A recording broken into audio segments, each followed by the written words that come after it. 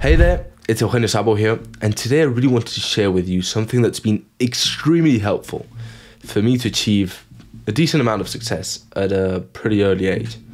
And this is just the start of the success, because obviously the next years to come, it's going to be very, very exciting.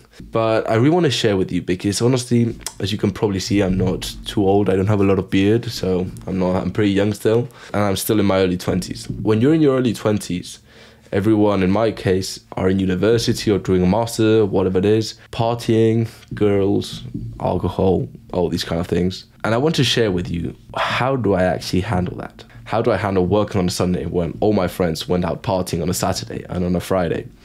And how am I actually able to do that? Because it's tough. It can sometimes be tough. But well, in case you don't know who I am Eugenio Zabell. I'm the CEO and founder of Work Incubator. If you're an e-commerce store making anywhere between 20 to 50 grand per month, and you would like to add an extra 30 to 100K in the next 6 to 9 months, feel free to click the link in the description so we can determine if we can be a good fit for what you do and help you scale your brand and take it to the next level. Entrepreneurship is hard at all stages, because at all stages you will be missing out on something. Like if you're in your early 20s or you're a teenager, you're probably missing out on parties and trips and blah, blah, blah. If you're in your late 20s, you're probably missing out on starting a family, getting married. If you're in your early 30s, you're probably missing out on like seeing your kids grow up. There's always a price to pay. My conclusion was that I prefer to sacrifice parties than to sacrifice building a family, seeing my kids grow up.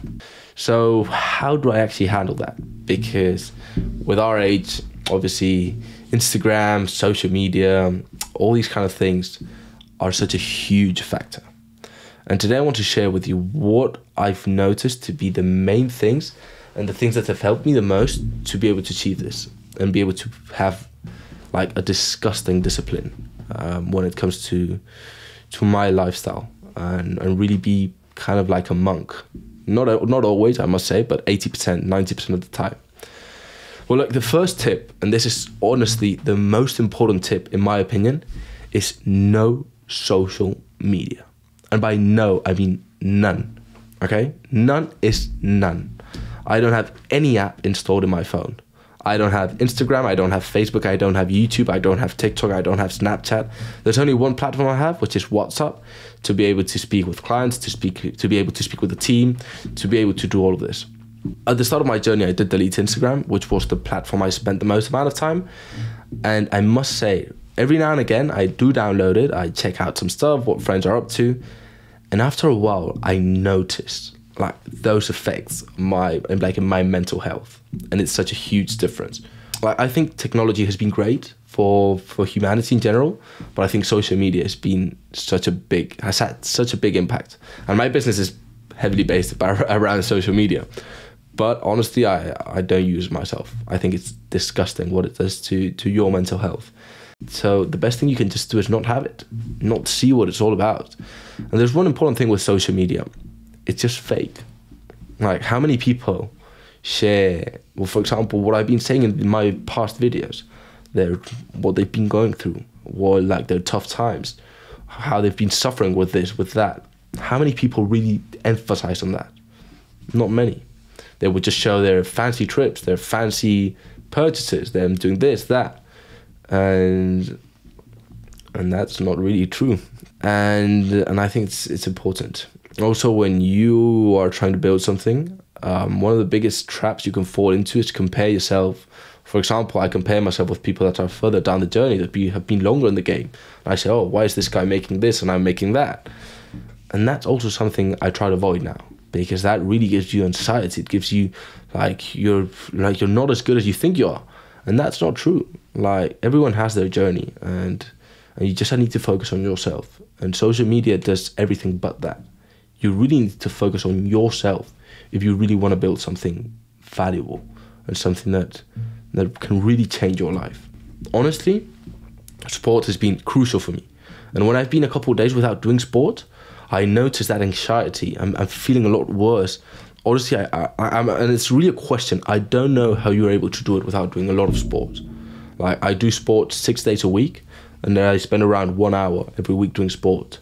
So honestly, I would like to know if you're a person that's building something and and you're not doing sport, please let me know, because I honestly cannot understand how entrepreneurs or businessmen or women do not do sport. I honestly cannot understand it. It's just a necessity. Like, I really need it. My body needs it. So I would really like to know from you guys if that's your case. Thirdly, very important too, meditation. And it's probably one of the things I procrastinate the most, but it makes such a huge difference. So I truly encourage you to learn how to meditate. Like, the first time you'll try to meditate, you'll just suck. And I'm not saying you suck. Like, everyone sucks when you're starting off with something new. But you just need to commit to it, because there's so many benefits that I could just not explain. And let's face it, entrepreneurship, building anything, is just a journey full of anxiety, of frustration, of all these kind of things. And meditation really makes you reconnect with yourself. So I think meditation is key. Another key point that's really helped me and is spending a lot of time and reconnecting with my family. With my parents, with my sisters, with my brothers, all these kind of things. When I was a teenager, I actually had a pretty tough period with my parents, for example, with my mum. And reconnecting with them has been extremely helpful. Because honestly, when I've won, I've had everyone around me and cheering me up and congratulations. Not many people say it in a legit way, but many people say it. But when I've lost, it's been one or two friends, and it's been my parents. And that's it. So family is key, honestly. And I don't want to seem like a mainstream speech about this, but family is everything. So mom, dad, I fucking love you. And those are very important things. And I think another important thing is, obviously your circle of friends will get a lot smaller, but just let them know. Let them know that you won't be able to go to those parties. Let them know that you won't be able to go every day to drink a beer in the afternoon. Let them know that you won't be able to do all those trips that you would like to do. Let them know all of those things. Honestly, if they don't understand, they're not your friend. And that's the thing. That's a real thing. Like, if a friend doesn't support you, then you're lucky, because you found out that that friend is not worthy of your relationship. So, well, I think these 5 points are the main ones. I really hope you find them valuable, because I think entrepreneurship is a game of momentum, and at the end of the day, it's a marathon. It's not a sprint. So to be able to be sustainable in the long term, you really need to have a very clear framework to be able to do that. That's what has really helped me. That's been extremely helpful for me, and hopefully it's just as helpful for you.